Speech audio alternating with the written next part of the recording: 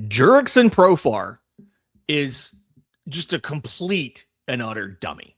And the Braves now got to figure out what they're going to do. Let's talk about it.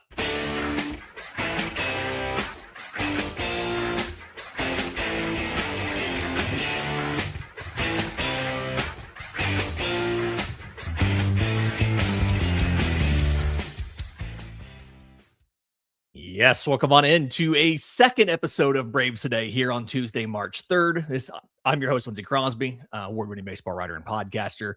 I wish this was under different circumstances. The Atlanta Braves are facing a full season without Jurickson Profar.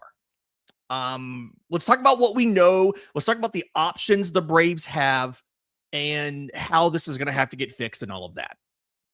So, for those of you who don't remember the specifics of what happened last year, Jurickson Profar was suspended for a fertility drug that is used to to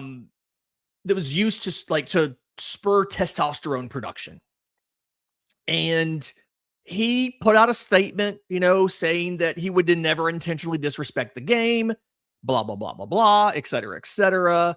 And his wife did have a baby like 9 months after he tested positive, 9 or 10 months or whatever. So it could have legitimately been that. I don't think it was, but it could have been, right? Like, you could give a little bit of benefit of the doubt. But Jurickson Profar has now been popped again. And what is really tough about this is there's a lot of things that suck about this, right? The thing that I can't help think about is WSB's Allison Mastrangelo. I'm pretty sure I'm butchering her name. I apologize. We've talked before. I'm sorry I can't pronounce her name right. She spoke to Jurickson Profar in spring training, and she asked him, did you fix whatever happened? Do you know what happened? Did you take care of it so it's not going to happen again? And you know what he said? He said that he did. He said that he fixed it and it wasn't going to happen again. And clearly that was wrong. Clearly whatever he did not work. We do not know if he tested for the same drug or not, or something different. We'll get those details probably in a couple of days, or a couple hours, knowing my luck. But he specifically addressed that when she asked it and said that he did not, that he made sure it's not going to happen again. And I pulled the clip for you. Come here and get ready for the season. Last year wasn't a really good year for me and the team, but the team is looking really, really good. This year and just here and ready to help the team make the postseason and go from there. Did you do anything this offseason to make sure that mix-up that happened before never happens again, type of deal? Yes. That was apparently a lie. Okay, so Jurickson Profar is not here. All right, I don't want to keep on going on. Here's the issue. And I see a lot of people in the comments, a lot of people on social media saying void his contract and all of that stuff. Here's what you need to know about what's going to happen here. We'll cover this real quick. So the joint PED policy with the league and the Players Association, the teams do not have the ability to void a player's remaining guarantees because of a failed PED test. And I don't think this situation should apply, but I understand the players not allowing that if it happens once, because you can legitimately make a mistake, right? You can legitimately get your supplements mixed up or a medicine or whatever, and you can make a mistake one time. And it's too convenient to allow a team to get out of their entire remaining contractual obligation of a guy if he pops one time for a part of the season and you can just void it all. I understand why they don't want to do that. To me, it's different if it happens twice, right? It's really, really hard to argue it was an accident if it happens twice. And I think that is the issue here, right? It's happened twice. The timing clearly is terrible. The Players Association is going to challenge the suspension. They always do. This is their job as a players' union. Even if they think he's still going to be suspended the entire season, it's their job to establish the paper trail, because if they challenge the suspension, everything has to be revealed, right? So they find out all of the details: when he tested, where he tested, what it was, were the procedures followed, blah, blah, blah, blah, blah. I have no issue with them challenging the suspension because they need to. And it's not going to be overturned unless something went drastically wrong in this. But what I want to talk about, what we have to figure out now, is what the Braves do. Because they don't have to, they save $15 million on this, right? And when you consider the fact that they were going to be above the luxury tax, it's really $18 million, because that was the additional penalty that they are now going to save by not being above the luxury tax. So they do have some money to spend. The question is what they do. There's a couple different options. Do you sign a pitcher? Do you stick with the rotation you have, and do you sign a bat? Or do you stick with the guys you have in camp and see, can you mitigate this when you get Murphy back, when you get Kim back, and all of that? Let's break down these options. I think first, right now, if you look at who this benefits as far as getting playing time, it's probably something like Dominic Smith. Okay. He's one of your guys that is in camp right now. He theoretically can play corner outfield, because here's the issue. Mike Yastrzemski is very, very good against righties. Mike Yastrzemski is virtually unplayable against lefties. So what you have to do, Jurkickson Profar was going to be the DH against righties, but he was going to be in the field playing left field against lefties. So you ideally need to find somebody who can play left field and can hit lefties. And none of the options you really have are great. Let's be honest. Dom Smith, who's in camp with you, career 103 OPS plus versus righties, 91 versus lefties. He's worse against lefties than righties. He's below average in his career. Not a guy you want to count on for it. If you're just going off of the roster right now, that is probably who makes the roster, unless it's somebody like a Ben Gamel, who has been hitting well so far in spring. He's got 3 home runs. He's done all of that. Here's the issue. Same thing there.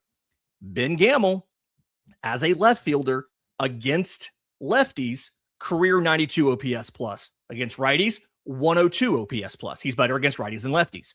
He doesn't make sense either. Kyle Farmer is in camp. He's played a lot of different positions. He's one of the Atlanta kids. He's really an infielder, though. He doesn't have, I think, actually any experience in the outfield. Correction, he has a couple of games in left. He has 7 career appearances out of 804 games played in left. He's been a little bit better against lefties in his career. So 131 OPS plus. It's a 117 WRC plus. So maybe it's Kyle Farmer. Eli White is a guy on the roster. He's been better against lefties than righties in his career. Or is this 2025? In 2025, he was better against lefties than righties. Hey, Bandit, can you not bark at the mailman right now? Hey, I apologize. So what you've got to figure out, sorry about that, is the guys you have. Can you piece this together? Because the thing you have to know is Sean Murphy has been able to hit lefties. Even last year when he was not good. Remember, he hit 199 last year. But against lefties, he had a 127 OPS plus. He was really good against lefties. So some of this depends on when do you think Sean Murphy's going to come back? You can maybe stay You can maybe just sit with what you have. If Sean Murphy can come back soon, you make it work for a month, right? You try to, you try to play matchups and things like that. Great comment from Video Moonshot. Your dog also voices displeasure in PED Profar. Yes, Bandit's a really good judge of character, and Bandit doesn't apparently not like Jurkickson Profar. But thank you for telling him he's cute. It's going to go to his head.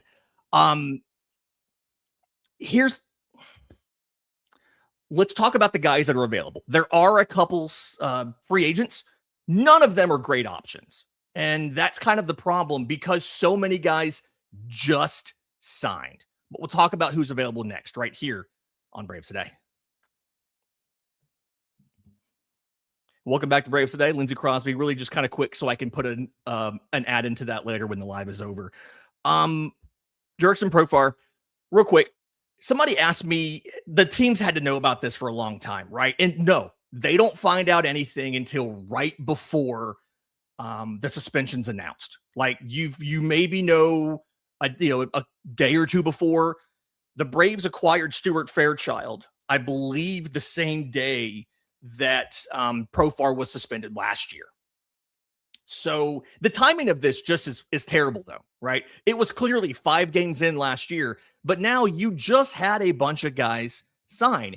You just had Michael Conforto sign a minor league deal with the Cubs. You just had Randall Grichuk, who's a guy I've talked about a lot, sign with the Yankees. They're both in camp as non-roster invitees. You could always make a trade for somebody like that. Jesse Winker is somebody who is technically an outfielder. He can stand in the outfield at this point in his career.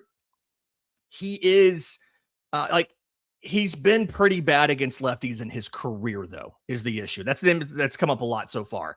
Versus righties, 108 OPS plus. Versus lefties, 66 OPS plus.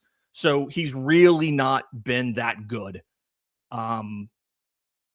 against lefties. He doesn't really help you in this situation. I've also seen people talk about Tommy Pham. Tommy Pham, as a, like, in his career, 88 OPS plus, and he's not been as good recently as he was obviously earlier in his career. If you want to bring in somebody, you may have to consider, can we find somebody that is not an outfielder? Andrew McCutchen is technically, like he said just the other day, he can still play the outfield. He can, like, he could play as many games as a team needed. In his career, he's been 26 points better. Yeah, 25 points better of OPS against lefties than righties. OPS plus of 119 versus lefties, OPS plus of 94 against righties. But that's his career. If you look at what he did last year, it's a small sample size, but he was still like a 113, something like that OPS plus. So you could bring in somebody like Andrew McCutchen. Maybe this does help from the perspective of also it brings in a veteran. It brings in somebody that's known for plate discipline, that's known for being patient. What you don't get here, you don't get a lot of power, and you don't really get a lot of defense. And you might not get any defense from Andrew McCutchen simply because he almost never plays the field anymore. Last year, he played 7 games in the outfield. The year before, he played 5 games in the outfield. The year before, he played 8 games in the outfield. He hasn't played more than 10 games in the outfield since 2022 with Milwaukee. So you have defensive options if you want to do a sub late in games, right? This could be a situation similar to when you brought in Jorge Soler and he was in right field and he was terrible defensively, ask Chris Sale. But then late in games, once he got that final at bat, the Braves would sub him out. The hard part here is there is no good options. It's not easy to replace a top half of your rotation hitter 3 weeks into spring training. It's just not. So what I'm going to watch for is, of course, do they actually add a guy to reinforce the offense? Or do they say we're going to piece it together with a Kyle Farmer, with some other guys we have on the roster until Sean Murphy is back and until Hassan Kim is back, because Mauricio Dubon does really well against lefties too. So you could do Dubon and Yastrzemski as a platoon when Hassan Kim is back. So thing one, I'm looking for, do they bring somebody else in to reinforce the lineup or not? Thing two, do they pivot and go get a starting pitcher? I've talked before, I don't think they're going to, right? They feel like they have enough depth.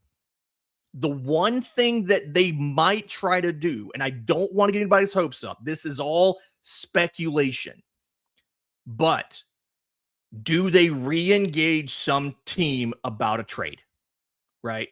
It would be a fortune. You could go to Minnesota and you could try to get Byron Buxton and or Joe Ryan, right?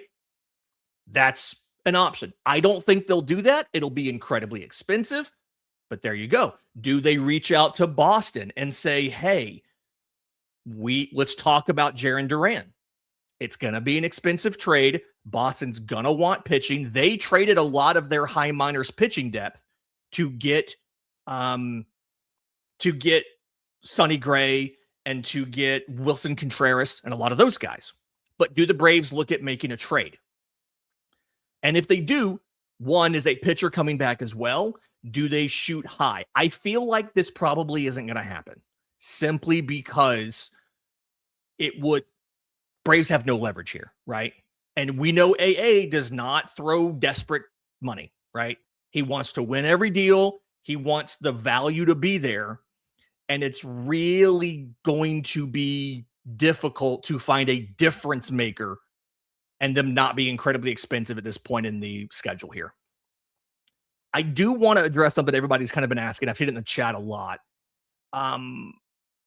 Again, I don't think the Braves will announce anything with Jurkickson Profar as far as a roster move, because you can't do anything while he's suspended, right?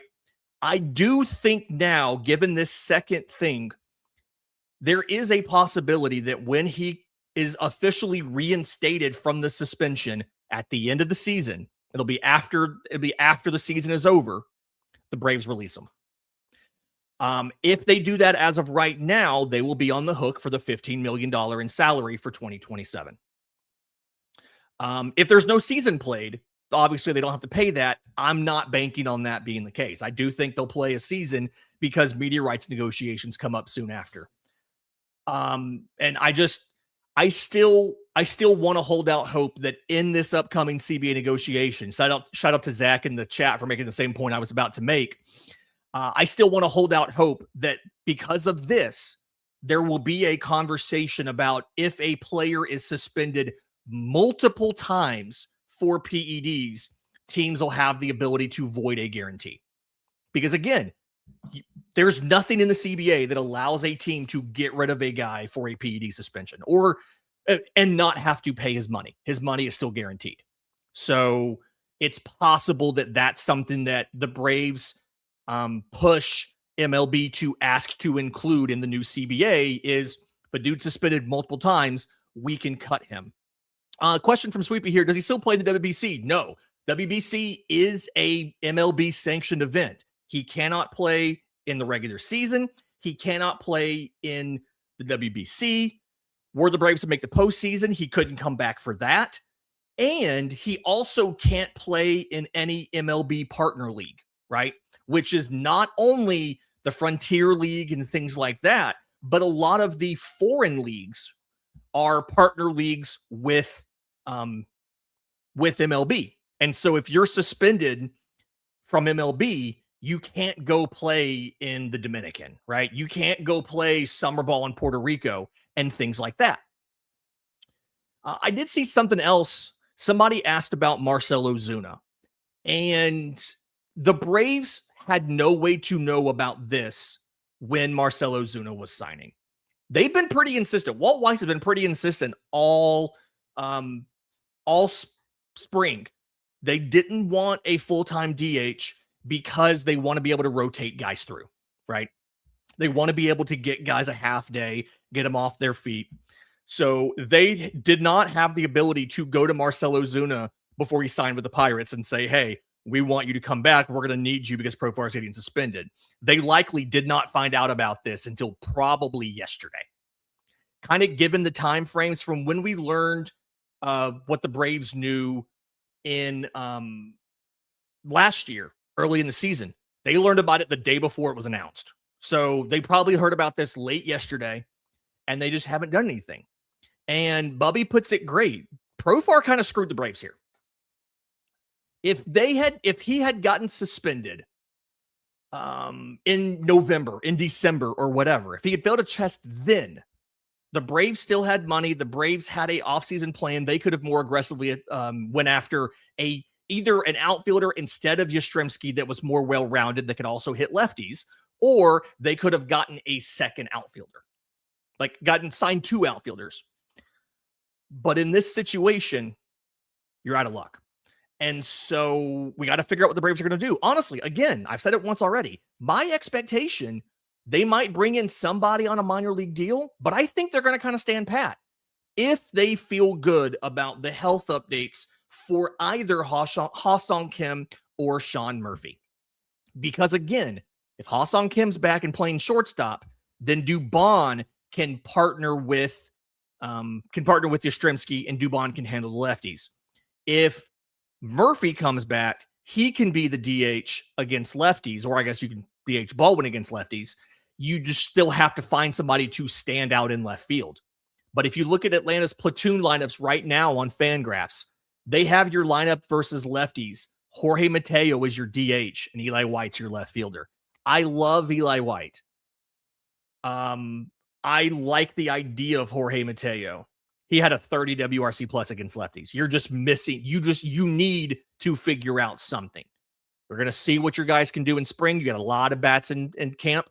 Maybe it's Farmer. Maybe it's somebody else. But either way, Jurkickson Profar kind of screwed the Braves here. I don't want him back. I don't care what he says. I don't care what the statement comes out. I don't care what the explanation is.